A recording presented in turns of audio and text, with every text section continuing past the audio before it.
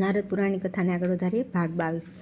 એક દિવસ તે મહાપાપી વ્યાધ સોવીર નરેશના નગરમાં ગયો, જે સંપૂર્ણ ઐશ્વર્યથી પરિપૂર્ણ હતું. તેના ઉપવનમાં ભગવાન વિષ્ણુનું એક બહુ સુંદર મંદિર હતું, જે સોનાના કળશોથી સુશોભિત હતું. તે જોઈને વ્યાધને બહુ પ્રસન્નતા થઈ. તેણે વિચાર કર્યો કે અહીં ઘણા સુવર્ણ કળશ છે, એ બધાને ચોરી જઈશ. એવો વિચાર કરીને વ્યાધ ચોરી માટે અધીરો થઈ ગયો અને મંદિરમાં ગયો. ત્યાં તેણે એક શ્રેષ્ઠ બ્રાહ્મણને જોયા, જે પરમ શાંત અને તત્વજ્ઞાનમાં નિપુણ હતા. તેમનું નામ ઉત્તંગ હતું. તેઓ ભગવાન વિષ્ણુની સેવા પૂજા કરી રહ્યા હતા. ઉત્તંગ તપોનિધિ હતા. તેઓ એકાંતવાસી, દયાળુ, નિસ્પૃહ તથા ભગવાનના ધ્યાનમાં પરાયણ હતા. તે વ્યાધને તે બ્રાહ્મણ પોતાની ચોરીમાં વિઘ્ન કરતા લાગ્યો. તે દેવતાનું બધું જ ધન લૂંટવા માટે આવેલો અત્યંત સાહસી લૂંટારો હતો અને મદથી ઉન્મત્ત થઈ રહ્યો હતો. તેણે હાથમાં તલવાર લીધી અને ઉત્તંગને મારી નાખવા તૈયાર થયો. મુનિને જમીન પર નાખીને તેની છાતી પર એક પગ દબાવીને એક હાથે તેમના વાળ પકડી લીધા અને તેમને મારી નાખવાનો વિચાર કર્યો. આવી સ્થિતિમાં તે વ્યાધને જોઈને ઉત્તંગે કહ્યું કે, અરે સાધુ પુરુષ, તમે વ્યર્થ મને મારી રહ્યા છો. હું તો નિરપરાધ છું. મહામતે, કહો તો ખરા કે મેં તમારો શો અપરાધ કર્યો છે? સંસારમાં શક્તિશાળી પુરુષ અપરાધીઓને દંડ આપે છે, પરંતુ સજ્જન પુરુષ પાપીઓને પણ અકારણ મારતા નથી. જેમના ચિત્તમાં શાંતિનો નિવાસ છે, તે સાધુ પુરુષ પોતાના વિરોધી મૂર્ખ લોકોમાં પણ જે ગુણ વિદ્યમાન છે તેમના પર દ્રષ્ટિ રાખીને તેમનો વિરોધ કરતા નથી. જે મનુષ્ય અનેકવાર સતાવવા છતાં પણ ક્ષમા કરે છે, તેને ઉત્તમ કહે છે. તે ભગવાન વિષ્ણુને સદા અત્યંત પ્રિય લાગે છે. જેમની બુદ્ધિ સદા બીજાઓના હિતમાં લાગેલી છે, તે સાધુ પુરુષ મૃત્યુકાળ આવે તો પણ તેની કોઈની સાથે વેર કરતો નથી. ચંદનનું વૃક્ષ કાપી નાખવા છતાં કુહાડીની ધારને સુગંધિત કરી દે છે. મૃગ તૃણથી, માછલીઓ જળથી તથા સજ્જન પુરુષ સંતોષથી જીવન નિર્વાહ કરે છે. પરંતુ સંસારમાં ક્રમશઃ 3 પ્રકારની વ્યક્તિ તેમની સાથે પણ અકારણ વેર રાખે છે: વ્યાજ, ઢીમર અને ચુગલીખોર. ઓહો, માયા બહુ પ્રબળ છે. તે સંપૂર્ણ જગતને મોહમાં નાખી દે છે. ત્યારે જ તો લોકો, પુત્ર, મિત્ર અને સ્ત્રી મોહ સૌને દુઃખી કરે છે. તમે બીજાઓનું ધન લૂંટીને પોતાની પત્નીનું પોષણ કર્યું છે, પરંતુ અંતકાળમાં મનુષ્ય બધું છોડીને એકલો જ પરલોકમાં જાય છે. મારી માતા, મારા પિતા, મારા પુત્ર અને મારી આ વસ્તુ, આ પ્રકારની મમતા પ્રાણીઓને વ્યર્થ પીડા આપે છે. પુરુષ જ્યાં સુધી પૈસા કમાય છે ત્યાં સુધી ભાઈબંધુ તેની સાથે સંબંધ રાખે છે, પરંતુ આ લોક અને પરલોકમાં માત્ર ધર્મ અને અધર્મ જ સદા તેની સાથે રહે છે. ત્યાં બીજો કોઈ સાથી નથી. ધર્મ અને અધર્મથી કમાયેલા ધન દ્વારા જેણે જે લોકનું પાલન પોષણ કર્યું છે, તેઓ જ મૃત્યુ પછી તેને અગ્નિના મુખ પર નાખીને પોતે ઘી મિશ્રિત અન્ન ખાય છે. પાપી લોકોની કામના રોજ વધે છે અને પુણ્યાત્મા પુરુષોની કામના દરરોજ ક્ષીણ થાય છે. લોકો સદા ધન વગેરેના ઉપાર્જનમાં વ્યર્થ જ વ્યાકુળ રહે છે. જે થવાનું છે તે થઈને જ રહેવાનું છે, અને જે નથી થવાનું તે કદી થતું નથી. જેમની બુદ્ધિમાં આવો નિશ્ચય હોય છે, તેમની ચિંતા કદી સતાવતી નથી. આ સંપૂર્ણ ચરાચર જગત દેવને આધીન છે, તેથી દેવ જ જન્મ અને મૃત્યુને જાણે છે, બીજું કોઈ નહીં. મમતાથી વ્યાકુળ ચિત્તના મનુષ્યોનું દુઃખ મહાન છે, કેમ કે તેઓ મોટા મોટા પાપ કરીને પણ બીજાનું યત્નપૂર્વક પાલન કરે છે. મનુષ્યના કમાયેલા સંપૂર્ણ ધનને સદા બધા બંધુ બાંધવો ભોગવે છે, પરંતુ તે મૂર્ખ પોતાના પાપોનું ફળ સ્વયં એકલો જ ભોગવે છે. આ પ્રમાણે કહી રહેલા મહર્ષિ ઉત્તંગને ગુલિકે છોડી દીધા. પછી તે ભયથી વ્યાકુળ થઈ ગયો અને હાથ જોડીને વારંવાર કહેવા લાગ્યો કે, મારો અપરાધ ક્ષમા કરો. સત્સંગના પ્રભાવથી અથવા ભગવાનના વિગ્રહનું સામીપ્ય મળી જવાથી વ્યાધનું સંપૂર્ણ પાપ નષ્ટ થઈ ગયું. તેણે પોતાની કરણી પર બહુ પશ્ચાતાપ થયો અને આ પ્રમાણે બોલ્યો કે, હે વિપ્રવર, મેં બહુ મોટા મોટા પાપ કર્યા છે, તે બધા તમારા દર્શનથી નષ્ટ થઈ ગયા. મારી બુદ્ધિ સદા પાપ પરાયણ જ રહી અને હું શરીરથી પણ મહાન પાપોનું આચરણ કરતો રહ્યો. હવે મારો ઉદ્ધાર કઈ રીતે થશે? હે ભગવાન, હું કોના શરણે જાઉં? પૂર્વજન્મમાં પાપોના કારણે મારો જન્મ વ્યાધના કુળમાં થયો. હવે આ જીવનમાં પણ અઢળક પાપ કરીને હું કઈ ગતિને પ્રાપ્ત થઈશ? મારું આયુષ્ય ઝડપથી નષ્ટ થઈ રહ્યું છે. મેં પાપોના નિવારણ માટે કોઈ પ્રાયશ્ચિત કર્યું નથી, તેથી તે પાપોનું ફળ હું કેટલા જન્મો સુધી ભોગવીશ? આ પ્રમાણે સ્વયં પોતાની નિંદા કરી રહેલા તે વ્યાધે આંતરિક સંતાપ અગ્નિથી વ્યથિત થઈને તુરંત પ્રાણ ત્યાગી દીધા. વ્યાધને પડેલો જોઈને મહર્ષિ ઉત્તંગને બહુ દયા આવી અને તે મહા બુદ્ધિમાન મુનિને ભગવાન વિષ્ણુના ચરણોદકથી તેના શરીરને સિંચી દીધું. ભગવાનના ચરણોદકના સ્પર્શથી તેના બધા પાપ નષ્ટ થઈ ગયા અને તે વ્યાધે દિવ્ય શરીરથી દિવ્ય વિમાન પર બેસીને મુનિને આ પ્રમાણે કહ્યું. ગુલિકે કહ્યું કે, ઉત્તમ વ્રતનું પાલન કરનારા મુનિશ્રેષ્ઠ ઉત્તંગજી, તમે મારા ગુરુ છો. તમારી જ કૃપાથી મને આ મહાપાતકોથી છુટકારો મળ્યો છે. હે મુનીશ્વર, તમારા ઉપદેશથી મારો સંતાપ દૂર થઈ ગયો અને સંપૂર્ણ પાપ પણ તુરંત નષ્ટ થઈ ગયા. હે મુનિ, તમે મારા ઉપર ભગવાનનું જે ચરણોદક છાટ્યું, તેના પ્રભાવથી તમે મને આજે જ ભગવાન વિષ્ણુના પરમપદને પહોંચાડી દીધો. હે વિપ્રવર, તમારા દ્વારા મારો આ પાપમય શરીરથી ઉદ્ધાર થઈ ગયો, તેથી હું તમારા ચરણમાં મસ્તક નમાવું છું. હે વિદ્વાન, મારા અપરાધને ક્ષમા કરો. આ પ્રમાણે કહીને તેણે મુનિવર ઉત્તંગ પર દિવ્ય પુષ્પોની વર્ષા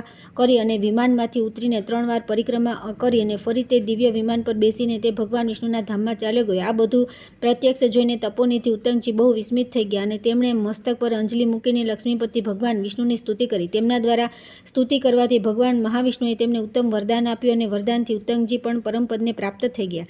ત્યાર પછી આવે છે ઉત્તંગ દ્વારા ભગવાન વિષ્ણુની સ્તુતિ અને ભગવાનની આજ્ઞાથી તેમનું નારાયણ આશ્રમમાં જઈને મુક્ત થવું. નારદજીએ પૂછ્યું કે હે મહાભાગ, તે ક્યું સ્તોત્ર હતું અને તેના દ્વારા ભગવાન વિષ્ણુ કઈ રીતે સંતુષ્ટ થયા? પુણ્યાત્મા પુરુષ ઉત્તંગજીએ ભગવાન પાસેથી કેવું વર પ્રાપ્ત કર્યું? શ્રી સનકજીએ કહ્યું કે ભગવાન વિષ્ણુના ધ્યાનમાં તત્પર રહેનારા વિપ્રવર ઉત્તંગે તે સમયે ભગવાનના ચરણોદકનું મહાત્મ્ય સમજીને તેમની ભક્તિભાવથી સ્તુતિ કરી. ઉત્તંગજી બોલ્યા કે જે સંપૂર્ણ જગતના નિવાસ સ્થાન અને તેના એકમાત્ર બંધુ છે તે આદિદેવ ભગવાન નારાયણને હું નમસ્કાર કરું છું, જે સ્મરણ કરવા માત્રથી ભક્તોના તમામ દુઃખ નષ્ટ કરી દે છે. પોતાના હાથોમાં ચક્ર, કમળ અને સાંગ ધનુષ અને ખડગ ધારણ કરનારા તે મહાવિષ્ણુનું હું શરણ લઉં છું, જેમની નાભિથી પ્રગટ થયેલા કમળથી ઉત્પન્ન થઈને બ્રહ્માજી સંપૂર્ણ જગતનું સર્જન કરે છે અને જેમના ક્રોધથી પ્રગટ થયેલા ભગવાન રુદ્ર આ જગતનો સંહાર કર્યા કરે છે. તે આદિદેવ ભગવાન વિષ્ણુને હું પ્રણામ કરું છું, જે લક્ષ્મીના પતિ છે, જેમના કમળદળ સમાન વિશાળ નેત્ર છે, જેમની શક્તિ અદ્ભુત છે, જે સંપૂર્ણ જગતના એકમાત્ર કારણ તથા વેદાંત વૈદ્ય મહાપુરુષ છે. જે તેજો રાશિ ભગવાન વિષ્ણુનું શરણ લઉં છું, જે સર્વના આત્મા અવિનાશી અને સર્વવ્યાપી છે, જેમનું નામ અચ્યુત છે, જે જ્ઞાન સ્વરૂપ તથા જ્ઞાનીઓને શરણ આપનારા છે. એકમાત્ર જ્ઞાનથી જેમના તત્વનો બોધ થાય છે, જેમનો કોઈ આદિ નથી. આ વ્યષ્ટિ અને સમષ્ટિ જગત જેમનું સ્વરૂપ છે, તે ભગવાન વિષ્ણુ મારા પર પ્રસન્ન થાઓ. જેમના બળ પરાક્રમનો અંત નથી, તેઓ ગુણ અને જાતિ રહિત અને ગુણ સ્વરૂપ છે. તે જ્ઞાનીઓમાં શ્રેષ્ઠ, નિત્ય અને શરણાગતોની પીડા દૂર કરવાવાળા દયાસાગર પરમાત્મા મને વરદાન પ્રદાન કરો, જે સ્થૂળ અને સૂક્ષ્મ વગેરે વિશેષ ભેદોથી યુક્ત જગતની યથાયોગ્ય રચના કરીને પોતાના બનાવેલા તે જગતમાં સ્વયં જ અંતર્યામી રૂપે પ્રવિષ્ટ થયા છે. તે પરમેશ્વર તમે જ છો, કેમ કે તમારાથી ભિન્ન કોઈ બીજી વસ્તુ છે જ નહીં.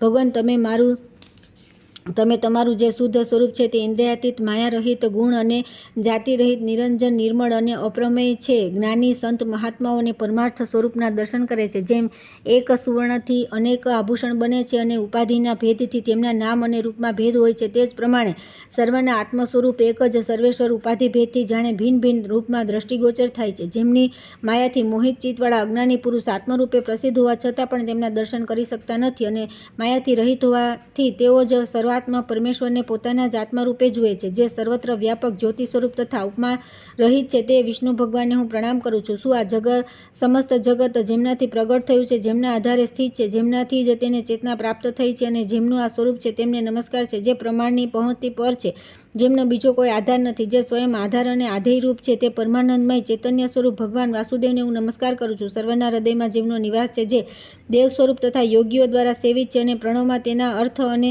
અધિદેવતા રૂપે જેઓ સ્થિત છે, તે યોગ માર્ગના આદિકારણ પરમાત્માને હું નમસ્કાર કરું છું. જે નાદ સ્વરૂપ, નાદ બીજ, પ્રણવ સ્વરૂપ, સત સ્વરૂપ, અવિનાશી તથા સચ્ચિદાનંદમય છે, તે તીક્ષ્ણ ચક્ર ધારણ કરવાવાળા ભગવાન વિષ્ણુને હું પ્રણામ કરું છું. જે જરા, વૃદ્ધાવસ્થા વગેરેથી રહિત, આ જગતના સાક્ષી, મન વાણીથી અગોચર, નિરંજન તથા અનંત નામથી પ્રસિદ્ધ છે, તે વિષ્ણુરૂપ ભગવાનને હું પ્રણામ કરું છું. ઇન્દ્રિય, મન, બુદ્ધિ, સત્વ, તેજ, બળ, ધૃતિ, ક્ષેત્ર અને ક્ષેત્રજ્ઞ એ બધાને ભગવાન વાસુદેવનું સ્વરૂપ કહ્યા છે. વિદ્યા અને અવિદ્યા પણ તેમના જ રૂપ છે.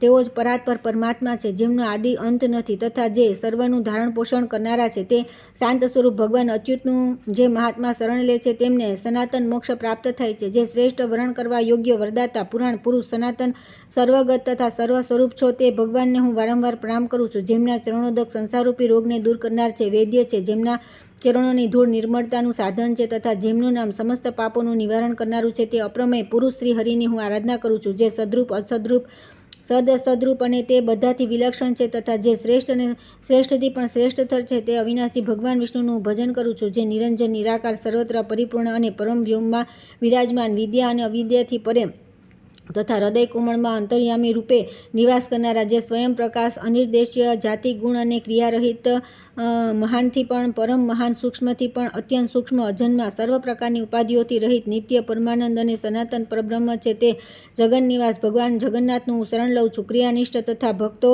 જેમના ભજન કરે છે, યોગીઓ સમાધિમાં જેમના દર્શન કરે છે તથા જે પૂજ્યથી પણ પરમ પૂજ્ય અને શાંત છે, તે ભગવાન શ્રીહરિનું હું શરણ લઉં છું. વિદ્વાન પુરુષ પણ જેને જોઈ શકતા નથી, જે આ સંપૂર્ણ જગત જગતને વ્યાપ્ત કરીને સ્થિત છે અને સર્વશ્રેષ્ઠ છે તે નિત્ય વિનાશી પ્રભુને હું પ્રણામ કરું છું. અંતઃકરણના સંયોગથી જેમને જીવ કહેવામાં આવે છે અને અવિદ્યાના કાર્યથી રહિત હોવાથી જે પરમાત્મા કહેવાય છે, આ સંપૂર્ણ જગત જેમનું સ્વરૂપ છે, જે સૌના કારણ સમસ્ત કર્મોના ફળદાતા, શ્રેષ્ઠ વરણ કરવા યોગ્ય તથા અજન્મા છે, તે પરાત્પર પરમાત્માને હું પ્રણામ કરું છું. જે સર્વજ્ઞ, સર્વગત, સર્વાંતર્યામી, જ્ઞાન સ્વરૂપ, જ્ઞાનના આશ્રય તથા જ્ઞાનમાં સ્થિત છે, તે સર્વવ્યાપી શ્રીહરિનું હું ભજન કરું છું. જે વેદોના નિધિ, વેદાંતમાં વિજ્ઞાન દ્વારા જેમના પરમાર્થ સ્વરૂપનો સારી રીતે નિશ્ચય થાય છે, સૂર્ય અને ચંદ્રમા સમાન જેમનું પ્રકાશમાન નેત્ર છે, જે ઐશ્વર્યશાળી ઇન્દ્રરૂપ છે, આકાશમાં વિચરનારા પક્ષી તથા ગ્રહ, નક્ષત્ર વગેરે જેમના સ્વરૂપ છે, તથા જે ગરુડ સ્વરૂપ છે, તે ભગવાન મુરારીને હું પ્રણામ કરું છું. જે સર્વના ઈશ્વર, સર્વમાં વ્યાપક, મહાન વેદ સ્વરૂપ, વેતાઓમાં શ્રેષ્ઠ, વાણી અને મનની પહોંચથી પર, અનંત શક્તિ સંપન્ન તથા એકમાત્ર જ્ઞાન દ્વારા જાણવા યોગ્ય છે, તે પરમ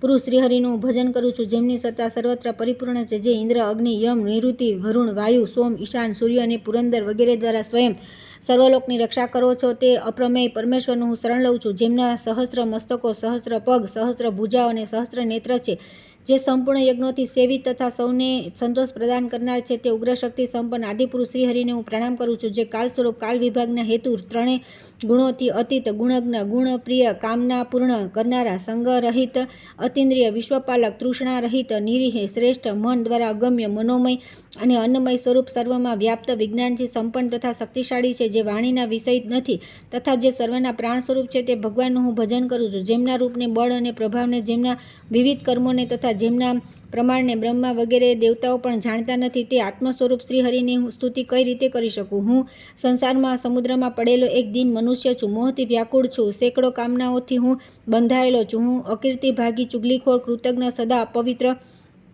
પાપપરાયણ તથા અતિ ક્રોધી છું. હે દયાસાગર, મુજ ભયભીતની રક્ષા કરો. હું વારંવાર તમારું શરણ લઉં છું. મહર્ષિ ઉત્તંગ દ્વારા આ પ્રમાણે પ્રસન્ન કરવામાં આવેલા કૃપાળુ તથા તેજોનિધિ ભગવાન લક્ષ્મીપતિએ તેમને પ્રત્યક્ષ દર્શન આપ્યા. તેમના શ્રી અંગોની કાંતિ અળસીના ફૂલ જેવી શ્યામ હતી. બંને નેત્ર ખીલેલા કમળપત્ર જેવા શોભાયમાન હતા. મસ્તક પર કિરીટ, બંને કાનોમાં કુંડળ, ગળામાં હાર અને ભુજાઓમાં બાજુબંધની અપૂર્વ શોભા થઈ રહી હતી. તેમણે વક્ષસ્થળ પર શ્રીવસ્ત્ર ચિહ્ન અને કૌસ્તુભમણિ ધારણ કર્યા હતા. સુવર્ણમય યજ્ઞોપવિત તેમના ડાબા ખભા પર શોભી રહ્યું હતું. નાકમાં પહેરેલી મુક્તાવલીના તેજથી તેમના શ્રી અંગોની શ્યામ કાંતિ વિશેષ સુંદર લાગતી હતી. તે શ્રી નારાયણદેવ પિતાંબર ધારણ કરીને વનમાળાથી વિભૂષિત થઈ રહ્યા હતા. તુલસીના કોમળ પાનથી તેમના ચરણાવિંદની અર્ચના કરવામાં આવી હતી. તેમનો વિગ્રહ મહાન પ્રકાશ ચારે બાજુ છવાઈ રહ્યો હતો. કટી પ્રદેશમાં ઘુઘરિયાળો, કંદરો અને તૃણોમાં નુપુર વગેરેના આભૂષણોથી તેમની શોભા વધારી રહ્યા હતા. તેમની લહેરાતી ધજામાં ગરુડનું ચિહ્ન સુશોભિત હતું. આવા રૂપમાં ભગવાનના દર્શન કરી વિપ્રવર ઉત્તંગે દંડવત પૃથ્વી પર પડીને પ્રણામ કર્યા અને પ્રેમાશ્રુથી પ્રભુના ચરણ ધોયા. પછી તેઓ એકાગ્રચિત થઈને બોલ્યા કે હે મુરારી, મારી રક્ષા કરો, રક્ષા કરો. ત્યારે પરમ દયાળુ ભગવાન વિષ્ણુએ ઉત્તંગને ઉઠાવીને છાતીએ લગાવી લીધા અને કહ્યું કે વત્સ, તમે કોઈ વરદાન માગો. હે સાધુ શિરોમણી, હું તમારા પર પ્રસન્ન છું, જેથી તમારા માટે કંઈ પણ અસંભવ નથી. ભગવાન ચક્રપાણીના વચન સાંભળી મહર્ષિએ ઉત્તંગને પુનઃ પ્રણામ કર્યા અને તે દેવાધિદેવ જનાર્દનને આ પ્રમાણે કહ્યું કે હે ભગવાન, મને મોહમાં કેમ નાખો છો? હે દેવ, મારે બીજા વરદાનોથી શું પ્રયોજન? મારી તો જન્મ જન્માંતરમાં પણ તમારા ચરણોમાં જ અવિચળ ભક્તિ બની રહે. ત્યારે જગદીશ્વર ભગવાન વિષ્ણુએ અવસ્તુ કહી શંખના અગ્રભાગનો ઉત્તંગ શરીરને સ્પષ્ટ કર્યો અને તેમને તે દિવ્ય જ્ઞાન આપી દીધું, જે યોગીજનો માટે પણ દુર્લભ છે. ત્યારબાદ ફરી સ્તુતિ કરી અને વિપ્રવર ઉત્તંગથી દેવ જનાર્દન તેમના માથા પર હાથ મૂકી પ્રસન્નતાપૂર્વક બોલ્યા. ભગવાન બોલ્યા કે જે મનુષ્ય તમારા દ્વારા કરેલા સ્તોત્રનો પાઠ કરશે, તે સંપૂર્ણ કામનાઓને પ્રાપ્ત કરી અંતમાં મોક્ષને પ્રાપ્ત કરશે. હે નારદજી, બ્રાહ્મણને આ પ્રમાણે કહીને ભગવાન લક્ષ્મીપતિ ત્યાં જ અંતર્ધ્યાન થઈ ગયા. પછી ઉત્તંગજી પણ ત્યાંથી બદ્રિકાશ્રમ પર ચાલ્યા ગયા. ત્યાંથી દેવાધિદેવ ભગવાન વિષ્ણુની ભક્તિ કરવી જોઈએ. હરિભક્તિ શ્રેષ્ઠ કહેવામાં આવી છે, સંપૂર્ણ મનોવાંછિત ફળોને આપનારી છે. હે મુને, નરનારાયણના આશ્રમમાં ઉત્તંગજી ક્રિયા યોગમાં તત્પર થઈને નિરંતર ભક્તિભાવથી ભગવાન માધવની આરાધના કરવા લાગ્યા. તેઓ જ્ઞાન વિજ્ઞાનથી સંપન્ન હતા. તેમનો દ્વૈતભ્રમ નષ્ટ થઈ ચૂક્યો હતો. તેથી તેમણે ભગવાન વિષ્ણુના દુર્લભ પરમ પદને પ્રાપ્ત કરી લીધું. ભક્તોનું સન્માન વધારનારા જગદીશ્વર ભગવાન નારાયણ પૂજન, નમસ્કાર અથવા સ્મરણ કરી લેવાથી પણ જીવને મોક્ષ પ્રદાન કરે છે. તેથી આલોક અને પરલોકમાં સુખની ઈચ્છાવાળો મનુષ્ય અનંત અપરાજિત શ્રી નારાયણ દેવનું ભક્તિપૂર્વક પૂજન કરે. જ્યાં ઉપાખ્યાનને વાંચે અથવા એકાગ્રતાથી સાંભળે છે, તે પણ સંપૂર્ણ પાપોથી મુક્ત થઈ ભગવાન વિષ્ણુના ધામમાં જાય છે. ત્યાર પછી આવે છે ભગવાન વિષ્ણુના ભજન પૂજનનો મહિમા. શ્રી સનકજી કહે છે કે હે વિપ્રવર નારદજી, હવે ફરી ભગવાન વિષ્ણુનું મહાત્મય સાંભળો. તે સર્વ પાપહારી, પવિત્ર અને મનુષ્યોને ભોગ અને મોક્ષ આપનારું છે. અહો, સંસારમાં ભગવાન વિષ્ણુની કથા અદ્ભુત છે. તે શ્રોતા વક્તા તથા વિશેષતઃ ભક્તજનોના પાપોનો નાશ કરનારી અને પુણ્યપ્રદ છે. જે શ્રેષ્ઠ માનવ ભગવદ્ ભક્તિનું રસાસ્વાદન કરીને પ્રસન્ન થાય છે તેમને હું નમસ્કાર કરું છું. તેમનો સંગ કરવાથી સાધારણ મનુષ્ય પણ મોક્ષનો ભાગી થાય છે.